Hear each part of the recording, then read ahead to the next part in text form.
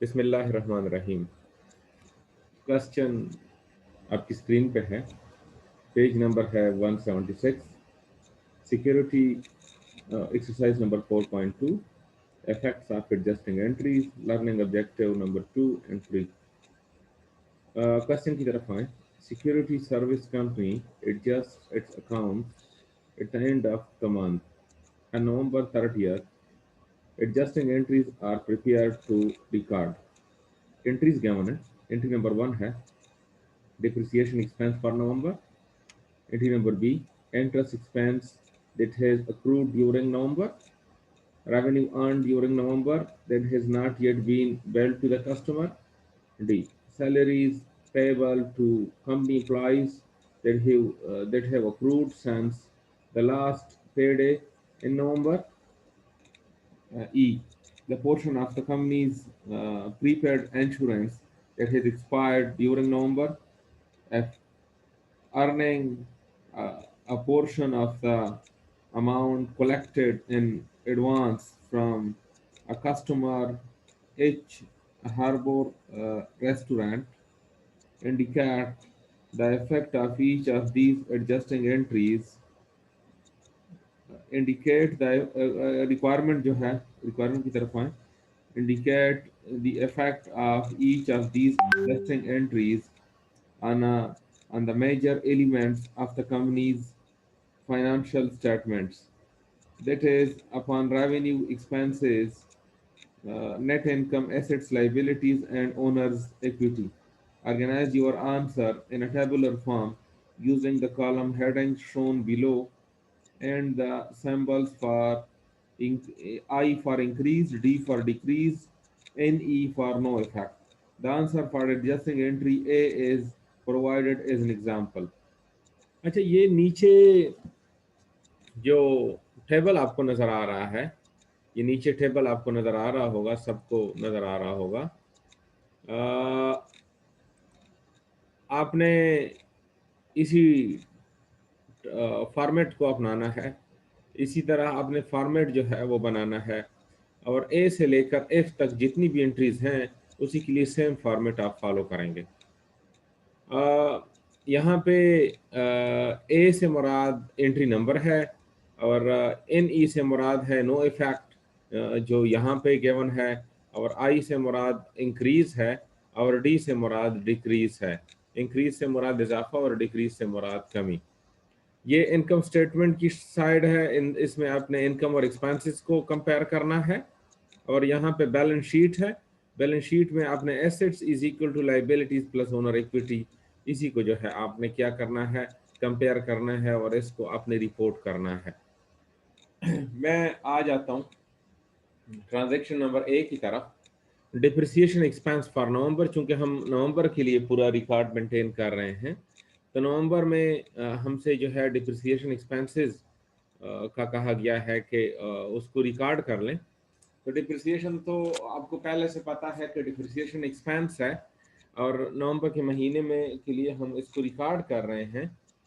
तो depreciation expense है, जब उसको रिकॉर्ड करने से ये होगा कि एक्सपेंसेस में इजाफा आएगा। एक्सपेंसेस में इजाफे से मुराद ये है कि आप से आपके पास, अगर मैं वाइट बोर्ड शेयर करूं, आप चेक करें, मेरे पास इनकम है 5,000 रुपये पहले से, 5,000 इनकम है, और 5,000 इनकम से मैंने 1,000 रुपये जो है वो खर्चा निकाल लिया है। तो खर्चा माइनस करने से आपके पास जो नेट प्रॉफिट वो उनके पैसे बचते हैं, तो वो मेरे ख्याल में आपके पास 4,000, मेरे ख्याल में नहीं कंफर्म है, 4,000 रुपीज़ आ रहे हैं। तो आपके नेट प्रॉफिट में कमी आई है। अभी आप क्वेश्चन की तरफ आएँ कि क्वेश्चन को कैसे हल करना है। मैं एमएस वर्ड का वो डॉक्यूमेंट आपके साथ शेयर करता हूँ।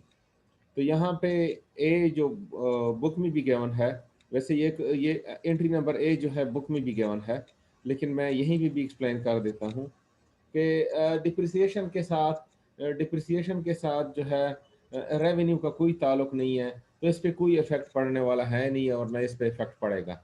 तो रेवेन्यू जो है आप इससे इसके सामने इन ही लिखें, नीचे एक्सपेंसेस है, डिप्रिसिएशन चूंकि एक्सपेंस है तो एक खर्चे में इजाफा हो रहा है। अगर पहले आपके खर्चे नहीं थे या कुछ अमाउंट थी तो आपने इसको डिप्रिसिएशन एक्सपेंस को भी ऐड करना है, तो ऐड करने से आपके खर्चों में इजाफा होगा।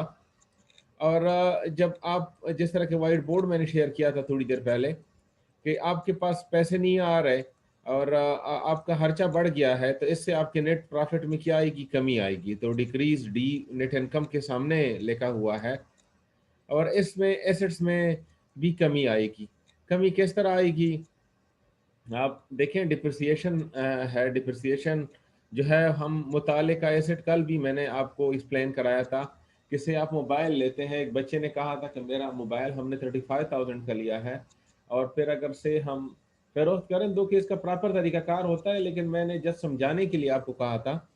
तो फिर आप लोगों ने कहा था कि से अगर इसको हम रीसेल करना चाहें तो से 20,000 का बैग जाएगा। तो ये जो 15,000 जो कमी आ रही थी, इसको हमने डिप्रिसिएशन ट्रीट किया था। हालांकि इसके अपने उसूल हैं, इसके अपने कवायद हैं, उसी के हिसाब से हम इसको माइनस करते हैं, लेकिन जस्ट आपको समझाने के लिए जो है कहा था।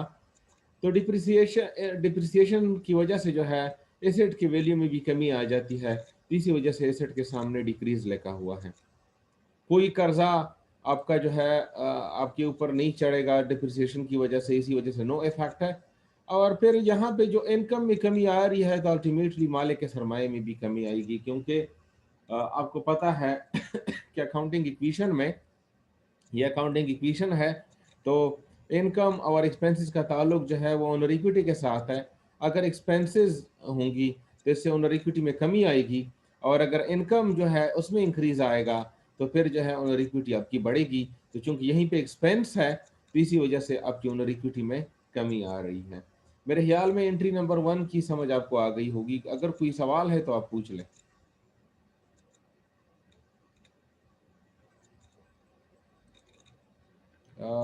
जी, कोई सवाल है?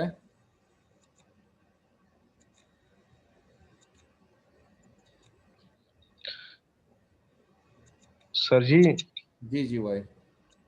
सर जी जो उस लग रहा लग दोबारा तो शर्ट कौन एक्सप्लेन की लग। अच्छा, मैं रिकॉर्डिंग बंद कर देता हूँ क्योंकि अच्छा, एंट्री नंबर 2 की तरफ आप आए। Interest expenses that has accrued during November, नवंबर के महीने में इंटरेस्ट जो है आपका चढ़ किया है, तो इंटरेस्ट जो है आपने उसको पे करना है, जो कि पे अभी तक नहीं किया आपने। तो उसका इफ़ेक्ट आपने ये लेना है। अगर मैं एम एस वर्ड को शेयर कर दूं तो उसका इफ़ेक्ट आपने ये लेना है बेटे कि देखें एक्सपेंसेस रेवेन्यू जो है एक्सपेंसेस की वजह से उसमें तो कोई कमी और इजाफा नहीं हुआ, जबकि इंटरेस्ट एक्सपेंस है जिस तरह के डिप्रिसिएशन के केस में हमने लिखा था, तो इंटरेस्ट जो है एक्सपेंस इसकी वजह से आपका बढ़ जाएगा। इसी वजह से मैंने आई लिखा है इंक्रीज। और आपके पास जो नेट इनकम है, तो नेट इनकम भी चूंकि आपका आपका इनकम है नहीं, आपकी रेवेन्यू नहीं बढ़ी, तो इन एक्सपेंसेस जो है आपके बढ़ गए हैं, तो इसी वजह से आपका नेट इनकम कम हो जाएगा। एसेट्स में तो कोई कमी नहीं आ रही, चूंकि इंटरेस्ट की आपने अदायगी की नहीं है, इसी वजह से आपकी लाइबिलिटी में भी इजाफा हुआ है। आपको थोड़ी देर पहले मैंने बताया है कि नेट इनकम को चेक करते जाएं। अगर यहाँ पे डिक्रीज है तो आपका मालिक का सरमाया भी उसमें कमी आएगी, और अगर यहीं पे इंक्रीज है तो मालिक का सरमाया भी उसमें भी इजाफा आएगा। मेरे ख्याल में एंट्री नंबर 2 की भी आपको समझ आ गई होगी। मैं रिकॉर्डिंग स्टॉप करता हूँ, आपसे पूछता हूँ, आपकी तरफ आ जाता हूँ। अगर कोई सवाल हो एंट्री नंबर 2 में तो आप पूछ लें। ये देखें आपके पास जो नेक्स्ट एंट्री है, एंट्री नंबर सी, वो मैंने पहले एक्सप्लेन कर दी है, दोबारा देखें। Number c, revenue earn, revenue revenue earned during November that has not been billed to customer। तो इसकी ट्रीटमेंट आप ये है कि अगर आप इसकी जनरल एंट्री भी पास करें तो account receivable to revenue earned, या जो अगर आपने सर्विसेज दी हैं तो सर्विसेज लिख लें। लेकिन ओवरऑल ये है कि अकाउंट रिसीवेबल एसेट्स में भी इजाफा हुआ है और आपके रेवेन्यू में भी इजाफा हुआ है। तो अगर मैं इसकी ट्रीटमेंट की तरफ आ जाऊँ, एम एस वर्ड का डॉक्यूमेंट मैं खोल लूँ, तो सी नंबर एंट्री को देखें, इनकम में इजाफा हुआ है तो इसके सामने मैंने इंक्रीज लिखा है, और एक्सपेंसेस तो है नहीं। जब हमारे हमारे पास हमारा रेवेन्यू बढ़े और एक्सपेंसेस ना हो तो ऑटोमेटिकली हमारे नेट इनकम में इजाफा होता है। और अकाउंट रिसीवेबल चूँकि पहले नहीं थे, अभी उसमें इजाफा आया है, इसी वजह से एसेट्स में भी मैंने इंक्रीज़ लिखा है, लाइबिलिटी पे कोई फ़र्क नहीं पड़ा। तो मैंने आपको फिर पहले भी कहा था कि अगर जब नेट इनकम में मतलब यहाँ पे आई गिवन होगा, तो फिर ये मालिक के सरमाए में भी इजाफा आएगा। तो ये जो है ओवरऑल जो है क्या है, इंक्रीज़ है। मैं आ जाता हूँ आपकी तरफ, अगर कोई सवाल हो तो आप पूछ लेंगे मुझसे। मैं रिकॉर्डिंग स्टॉप कर लेता हूँ। एंट्री नंबर डी को हम डिस्कस कर रहे हैं।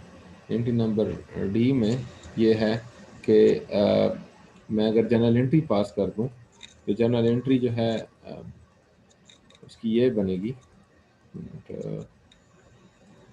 जनरल एंट्री अगर मैं पास कर दूं, तो आप चेक कर रहे हैं सैलरी क्योंकि एक्सपेंस में इजाफा हुआ है, तो सैलरी एक्सपेंस डेबिट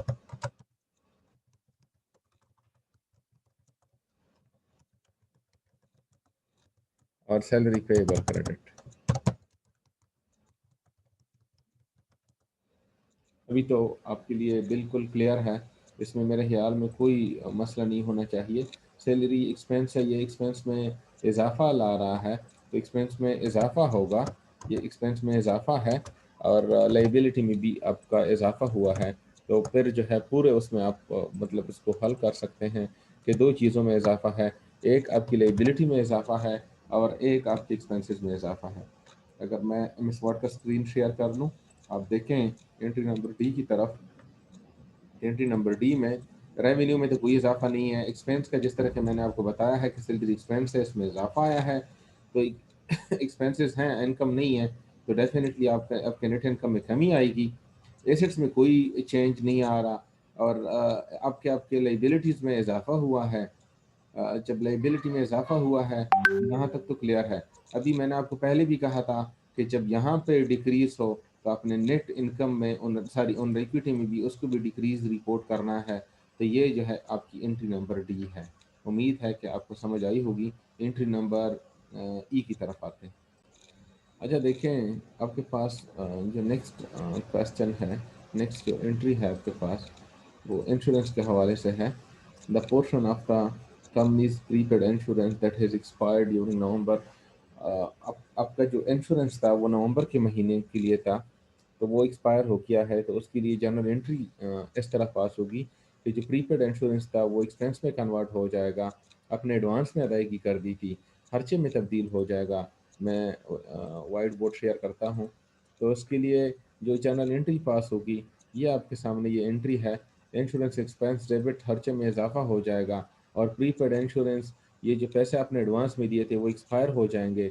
जब एक्सपायर हो जाएंगे तो आपके एसेट्स में कमी आएगी, तो ये एक्सपेंस में इजाफा है और एसेट्स में आपकी क्या आएगी, कमी आएगी। तो इसको आप रिपोर्ट आपने कैसे करना है, ये है आपके पास, आप चेक करें। एंट्री नंबर आपके पास ई है, और एंट्री नंबर ई को अपने वर्ड में जो क्वेश्चंस मैंने हल किए हैं उसको रिपोर्ट ऐसे करना है कि रेवेन्यू में कोई इजाफा नहीं आ रहा। इंश्योरेंस एक्सपेंस है, तो एक्सपेंस में इजाफा आया है। जब एक्सपेंस में इजाफा आता है तो आपका नेट इनकम उसमें कमी आती है, और आपके एसेट्स में, आपको मैंने बताया भी था वाइट बोर्ड में, वाइट बोर्ड जो मैंने शेयर किया था आपके साथ, ये जो है वाइट बोर्ड है, आपके एसेट्स में क्या आ रही है, कमी आ रही है। तो इसको मैं कैसे रिपोर्ट करूँगा इसमें कि एसेट्स में मैंने कमी की है, और लाइबिलिटी है उसमें कोई फ़र्क नहीं आ रहा, और यहाँ पे जो डिक्रीज़ होगा नेट इनकम का, तो वो जो है ओनर इक्विटी का भी डिक्रीज़ है। तो आपने इसको ऐसे रिपोर्ट करना है। उम्मीद है कि आपको समझ आ गई होगी इसकी इस एंट्री की। अच्छा, आप नेक्स्ट उसकी तरफ आएँ, एंट्री की तरफ आएँ, तो नेक्स्ट आपके पास है, आप इसकी तरफ आएँ। Earning a portion of the amount collected in advance from a customer harbour restaurant.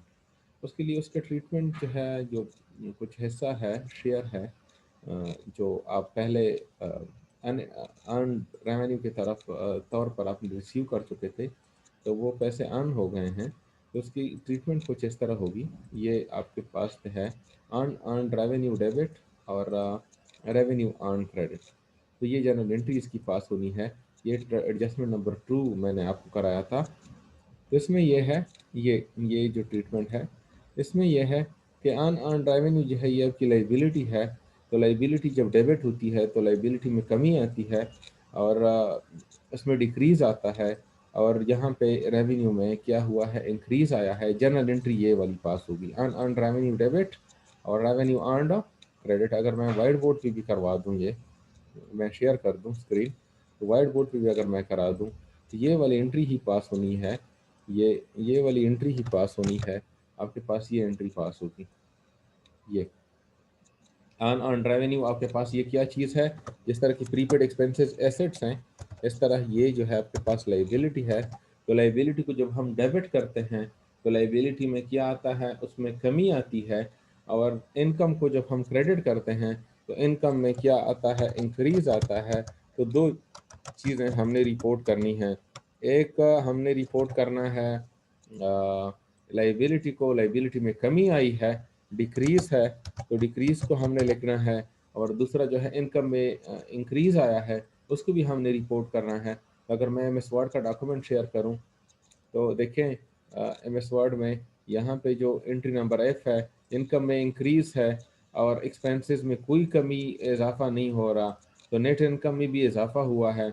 और एसेट्स में कोई जो है इसका इफेक्ट पड़ने वाला है नहीं। जबकि लाइबिलिटी का मैंने आपको थोड़ी देर पहले भी बताया था कि उसमें कमी आई है। और ओनर इक्विटी में जो है यहाँ पे जब इंक्रीज होता है आपने उस पर भी इंक्रीज रिपोर्ट करना है। मैं क्वेश्चन सेव कर लेता हूँ, उसके बाद क्वेश्चन आंसर का सेशन होगा। उसमें जो है आप जो भी पूछते हैं तो मैं आपको बता देता हूँ।